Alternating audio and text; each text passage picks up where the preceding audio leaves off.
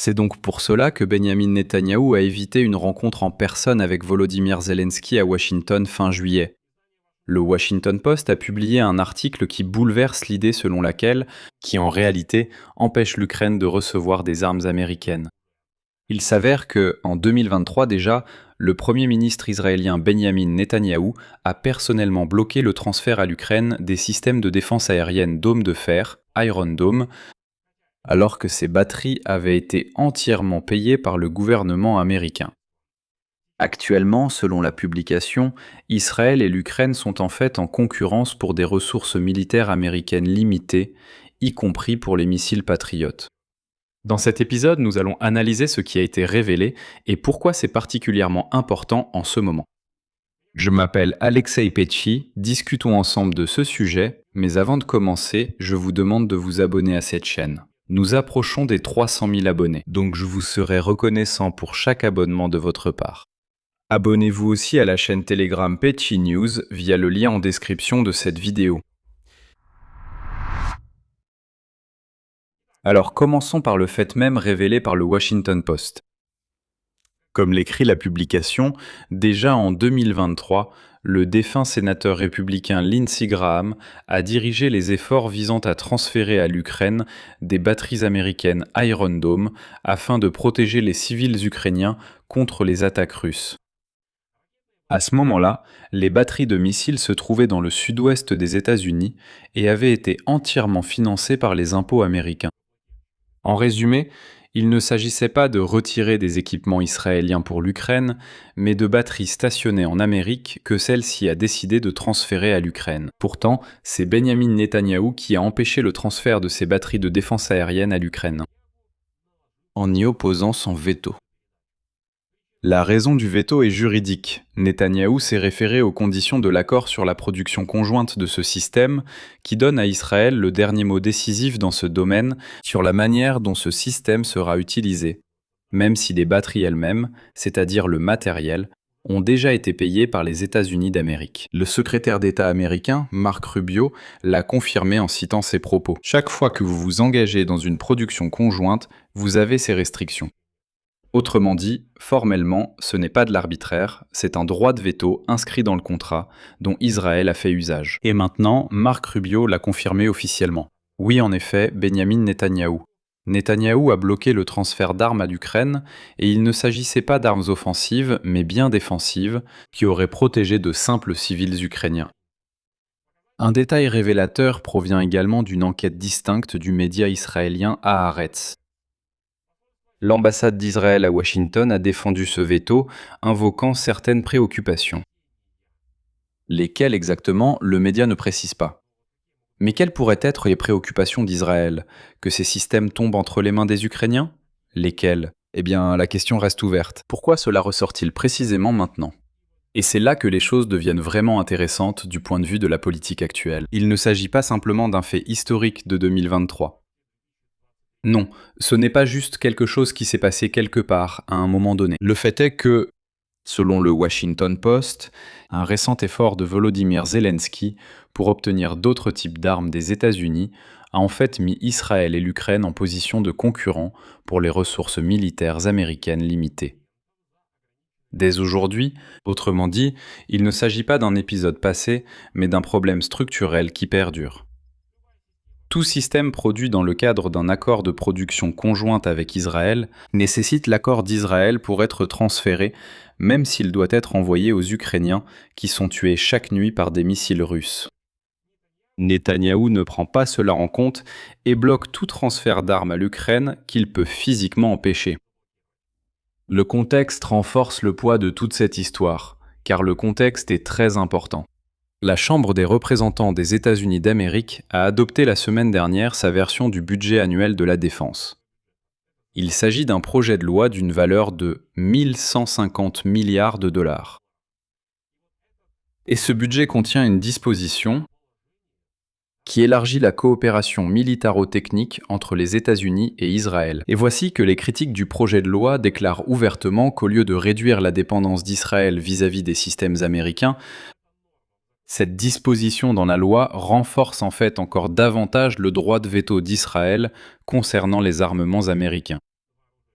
Autrement dit, elle institutionnalise ce même blocage qui a déjà coûté à l'Ukraine les systèmes Dôme de fer en 2023. Autrement dit, ici les républicains ont aussi veillé à tout rédiger de manière à ce que, regardez, ce n'est pas que les États-Unis d'Amérique ne veulent pas transférer quelque chose à l'Ukraine. Ils le veulent vraiment. Mais c'est Israël qui bloque. Israël a un droit de veto, nous sommes pour, mais Israël est contre. Un détail distinct et très révélateur concerne les relations personnelles entre les dirigeants de l'Ukraine et d'Israël aujourd'hui. Selon le journal israélien Haaretz, la semaine dernière, le bureau de Benjamin Netanyahou a refusé une proposition de rencontre avec Volodymyr Zelensky à Washington. De plus, selon une source ukrainienne, c'est initialement le bureau de Netanyahou qui a proposé la rencontre. Mais lorsque le bureau de Zelensky a accepté cette rencontre, il n'y a pas eu de réponse ultérieure. Jusqu'au mardi 28 juillet, lorsque des responsables israéliens ont déclaré à la dernière minute que Benjamin Netanyahou ne pourrait pas se rendre à cette rencontre faute de temps. Ensuite, il n'y a eu qu'une brève rencontre lors des funérailles du sénateur Lindsey Graham. Et c'est là que le refus de Netanyahou de rencontrer Zelensky en personne devient plus compréhensible. En considérant un autre épisode clé.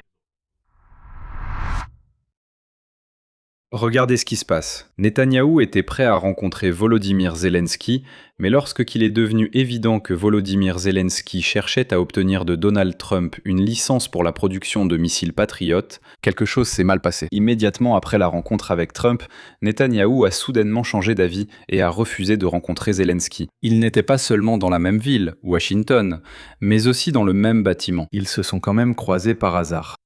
Ils étaient dans le même bâtiment, mais après avoir vu Trump, Netanyahou a soudain refusé la rencontre, disant manquer de temps. Et juste après cela, Trump déclare soudainement qu'il ne donnera pas à l'Ukraine la licence pour produire des missiles Patriot. Coïncidence ? Je ne pense pas. J'ai déjà publié un épisode à ce sujet sur cette chaîne YouTube. Pour être honnête, je dois préciser qu'aucun lien de cause à effet direct n'a été établi entre le blocage des systèmes de défense aérienne Iron Dome en 2023 et le revirement actuel de Donald Trump concernant les missiles Patriot. Ce sont des épisodes différents, séparés par le temps et par différents systèmes d'armement. Mais la logique structurelle de ce qui se passe est très similaire. Et dans les deux cas, le facteur décisif n'est pas le besoin de l'Ukraine sur le champ de bataille, mais des calculs géopolitiques plus larges de Washington en tenant compte de la position d'Israël. Et dans les deux cas, Netanyahou a pu influencer directement la décision de la Maison-Blanche. Qu'est-ce que cela implique pour chaque partie ? Pour l'Ukraine, cela confirme que même les pays formellement alliés et non impliqués dans le conflit contre elle, comme Israël, peuvent influencer directement la disponibilité des systèmes de défense aérienne essentiels. Et cela, à travers des mécanismes juridiques de production conjointe que Kiev ne contrôle pas et sur lesquels il ne peut pas agir. Pour Israël, le maintien du droit de veto permet de contrôler totalement la manière dont ces technologies sont utilisées, dans le développement desquelles il a investi autrefois, indépendamment des arguments humanitaires d'un autre pays. Nous disons, nous avons besoin de ces systèmes de défense aérienne pour protéger les villes, car des femmes, des enfants et des familles entières meurent à cause des missiles russes. Cet argument ne fonctionne pas. Pour les États-Unis d'Amérique, la situation met en lumière les contradictions de leur propre politique. En soutenant publiquement l'Ukraine, Washington est en même temps lié par des obligations officielles envers Israël, ce qui limite en pratique ce soutien. Et le nouveau projet de loi sur la défense des États-Unis risque d'ancrer ce problème au niveau institutionnel au lieu de le résoudre. En somme, il suffirait d'ajuster légèrement les mécanismes. Les systèmes de défense aérienne Dôme de fer sont déjà présents aux États-Unis en 2023, simplement stockés quelque part. Les Américains disent « rachetons-les, donnons-les à l'Ukraine, point ». Pour simplifier ce mécanisme, afin qu'Israël n'ait pas à tout bloquer, au lieu de cela, il renforce encore davantage cette capacité d'Israël. Et ensuite ? Eh bien, le premier scénario, c'est que la concurrence pour les ressources militaires américaines limitées entre Israël et l'Ukraine va continuer sans être réglée publiquement, puisque les deux parties restent officiellement des alliés des États-Unis. Et il n'est absolument pas avantageux pour Washington de choisir ouvertement un camp au détriment de l'autre. Cela n'arrivera pas. Le deuxième scénario, c'est si les critiques du projet de loi sur la défense gagnent en force au Congrès, la clause sur l'élargissement du veto d'Israël pourrait être modifiée avant l'adoption finale du document. Le troisième scénario, étant donné que les relations personnelles entre Zelensky et Netanyahou, à en juger par la rencontre annulée, restent tendues, il est peu probable qu'un dialogue direct entre les deux dirigeants améliore la situation prochainement. S'il doit y avoir une solution, viendra dans un an.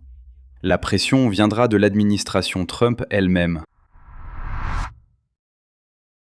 En résumé, le Washington Post a révélé qu'en 2023 déjà, Netanyahou avait personnellement bloqué le transfert à l'Ukraine de systèmes Iron Dome déjà payés par les Américains, en invoquant les conditions de la production conjointe. Et le secrétaire d'État Marc Rubio l'a confirmé comme une pratique systémique et non comme une simple exception. Il dit « Oui, les Israéliens agissent ainsi. Et ils ne le font pas une seule fois, mais de manière systématique. » Aujourd'hui, l'Ukraine et Israël continuent de se disputer les ressources militaires américaines limitées. Et le nouveau budget de la défense du Congrès risque d'institutionnaliser le droit de veto israélien. Dans ce contexte, la rencontre proposée par le bureau de Netanyahou avec Zelensky à Washington n'a jamais eu lieu. Et maintenant, nous comprenons pourquoi. Et la raison, comme vous pouvez l'imaginer, n'est pas l'emploi du temps surchargé de Netanyahou. Je m'arrête ici. Partagez vos avis et conclusions en commentaire. Abonnez-vous, activez la cloche et mettez un like. C'est tout pour aujourd'hui. Prenez soin de vous et à bientôt.